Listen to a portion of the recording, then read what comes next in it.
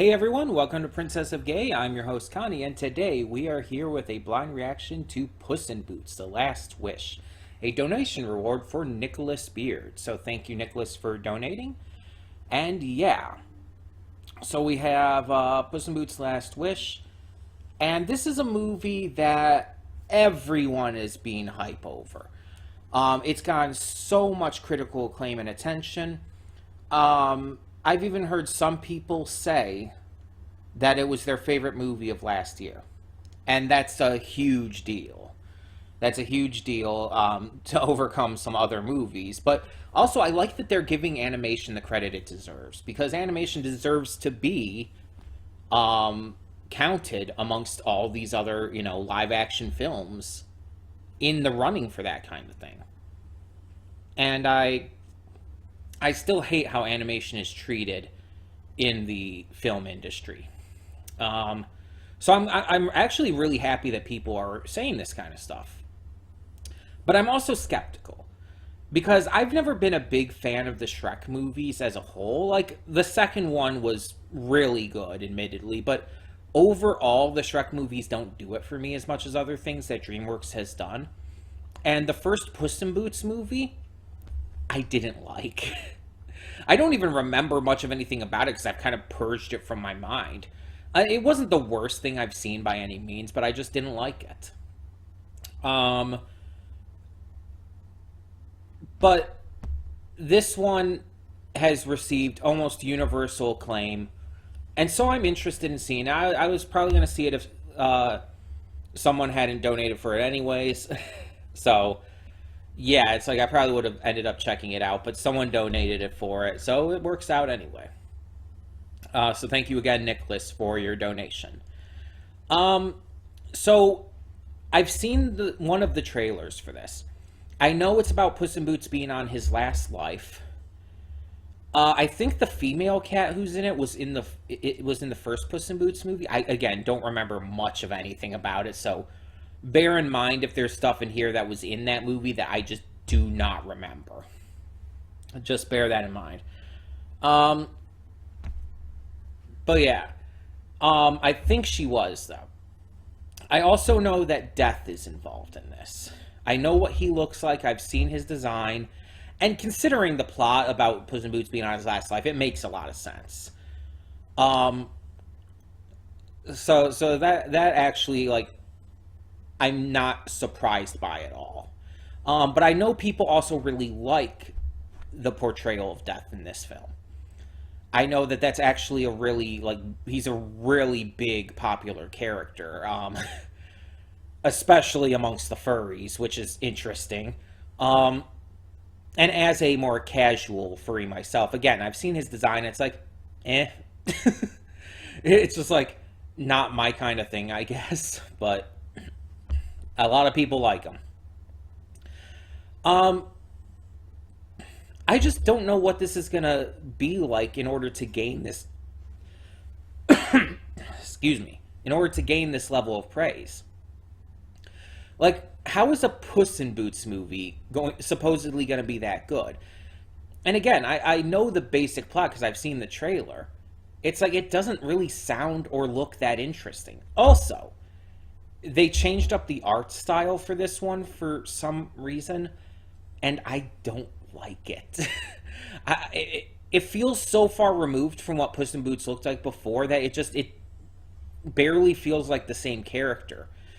But I'm willing to give it a chance. Maybe it looks better, like, within the full context of the film.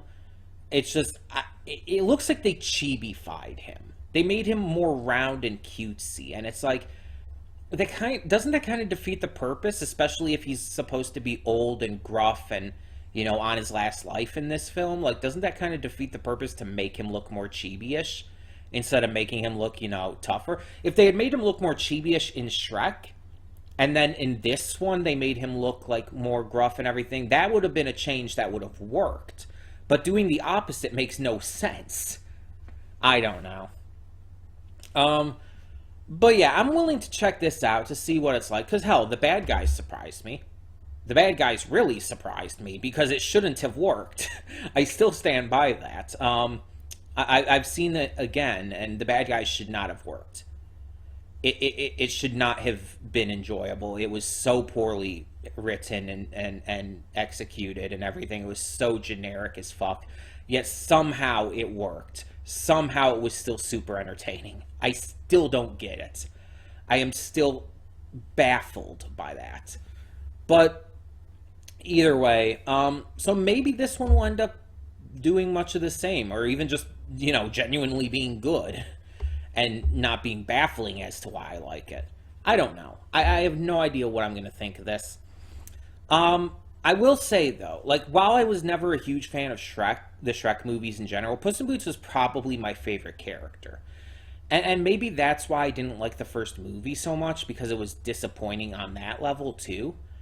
The first Puss in Boots movie, I'm saying. Um, it was disappointing on that level because I did like Puss in Boots in the Shrek movie, so maybe that's why. But again, I've heard a lot of people are praising this like to high heaven, so let's just give it a chance and find out for ourselves, you know? So let's get this going. When the screen fades to black, pause this redirect and go to the description below. Follow the link to the reaction, and after you watch it, come back here to the redirect and resume play. Because after it fades to black, then fades back in, everything from that point forward will be my afterthoughts and will contain spoilers to the movie. So, that being said, thank you so much for tuning in, and I will see you at the reaction. And we are back, and we'll begin with spoilers in 3, 2, 1, now. And god damn it, I'm trying to be critical of shit. But nothing's letting me be critical. No one's letting me just, look at a movie beforehand, see it and say like, "Oh, I'm probably not going to like this." No one's letting me actually live up to that. I have to be proven wrong every time. This was amazing. This was great. Seriously. Surprisingly so. It was genuinely fantastic, honestly. I think people are over exaggerating it though. I don't think it's as good as people are saying. Some people are saying, "Oh, it's the best movie of 2022." It's not. It's really good, but it's not that good. To try and act like it's to that level is a little bit of a hyperbole. But yeah. Once I started realizing there were kind of three main antagonistic forces, I was worried, but it actually worked it out well. None of them felt like they overshadowed the other, and in the end, the actual antagonistic forces that did stay antagonistic were defeated and taken care of, and the ones that were clearly being led into a redemption arc got redeemed, and it was satisfying. Goldie finding her family was extremely satisfying and beautiful. And yeah, as I said multiple times, it's the found family trope is important to me. It's not just a trope that I like, it's important because it matters to me personally, just based on my own experiences with it in real life. So every time I see that in media, I usually love it. I don't think I've ever seen it done poorly. um, at least not really poorly. But it's a big deal, and so I really love getting to see that. And we kind of saw it twice here. We see it with Team Friendship and with Goldie and the Three Bears. So that's cool. And I like that they're the only antagonistic forces that were redeemed. Technically, you could say Death wasn't a villain. He was just kind of, I guess, doing his job in a way. But he was definitely still an antagonistic force. He was definitely still a bad guy in terms of the film. And because of that, you still count it. Even if technically he's only kind of doing his job, it still counts. And Jack Horner was just a piece of shit. he was just a rich, white, entitled, privileged piece of shit. And you know what? I can fuck with it. I can fuck with it, specifically with him getting fucked over in the end. And speaking of fuck, no, this is not going where you think it's going. There was a lot of bleeped out language in this film. Like, oh my god.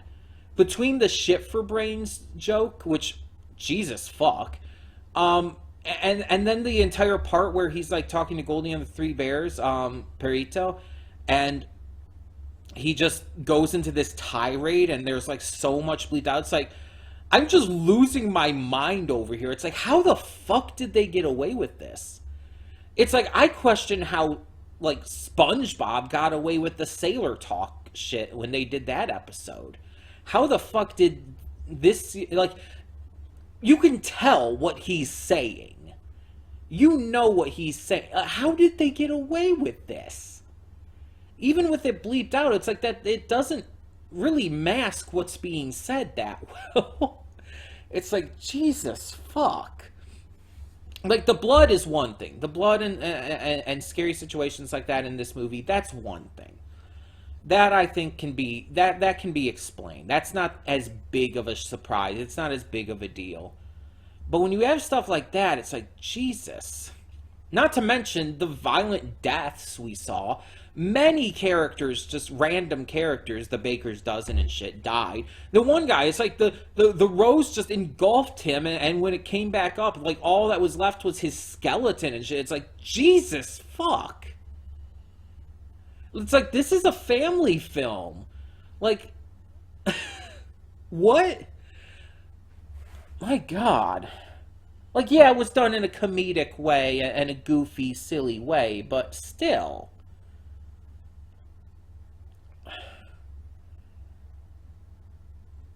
Like, how did this film get away with doing all of this? I don't know. But yeah, the animation, like, I really like those moments, as I said in the reaction, where it, like, seems like the frame rate and stuff is going down and all, but it's like a stylistic choice, and it's really neat and cool and very well animated. And just the movie in general, even outside of those scenes, is very well animated. I'm okay now seeing the movie and seeing everything in context with the redesign, though I think it was still kind of unnecessary. It just feels like they didn't need to do that.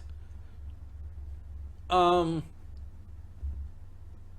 and the pacing was good. It never felt like it was going too fast or too slow. I was hooked in the entire time.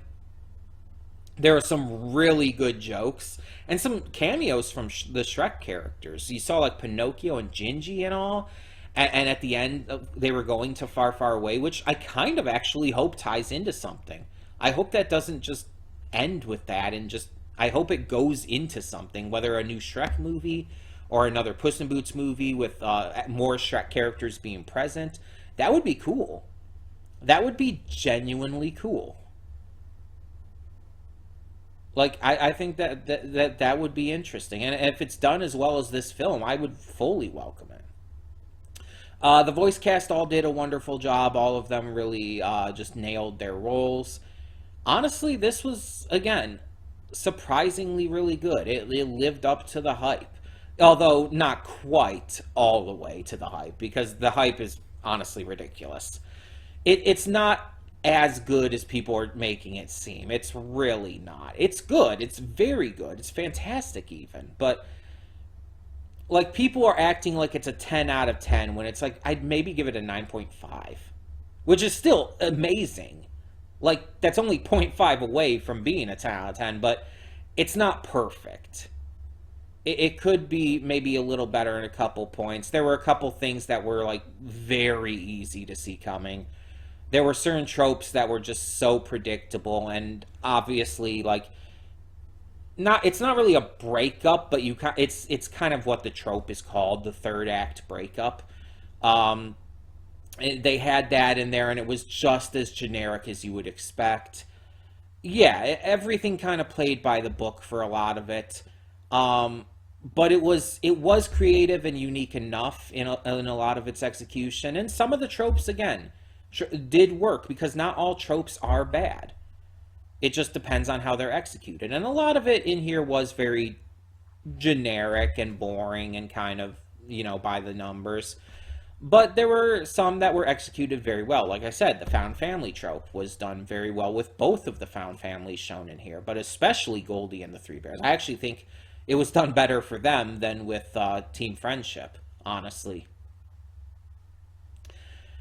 Yeah, it's just, this was a really, really surprisingly damn good film. Um, like I said, when I started these afterthoughts, it's like I wanted to be the cynical one. God damn it! Why can't I be the cynical one for once? I've actually been the cynical one plenty of times. There are plenty of movies and shows and stuff that people love that I don't, and it's all subjective, of course. But yeah, I can't deny how good this was. I can't. Um, as much as I would like to, as much as I would want to say I was right, because I don't want to be wrong, but I also want to be wrong. You know what I mean? It's like you never want to be wrong. You never want that feeling that like, oh, I was wrong. I made a mistake. I judged too early based on too little information, and the last Puss in Boots movie not being that good.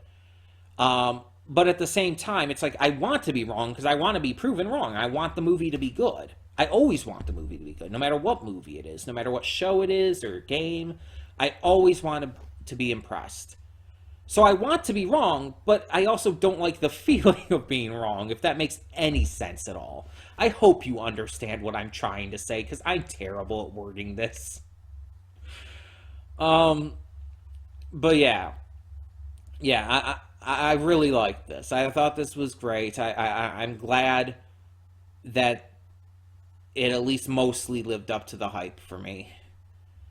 And yeah, I really hope that it does go somewhere with its, little ending cliffhanger there. But let me know in the comments, what did you think of Puss in Boots: The Last Wish? Let me know down below, and for now, I'm Connie, and I'm signing off. See y'all next time.